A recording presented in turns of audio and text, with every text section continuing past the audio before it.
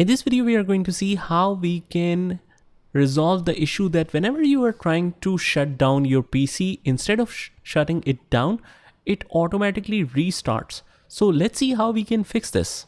So what we need to do is just go to the start menu here and just write here system properties. And this will show you this option of device specifications right here.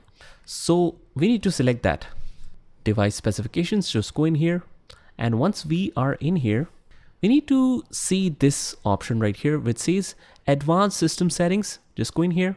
And from here in the advanced tab, there is this third option right here, which says startup and recovery. Just go in here, click on settings and disable this particular option on the system failure automatically restart. So maybe because of some error, it is automatically restarting. So just disable that, click OK. So I hope you found this video helpful, and if you did, hit the like button and subscribe to our channel. Also comment down below if that works for you, and I will see you in the next one.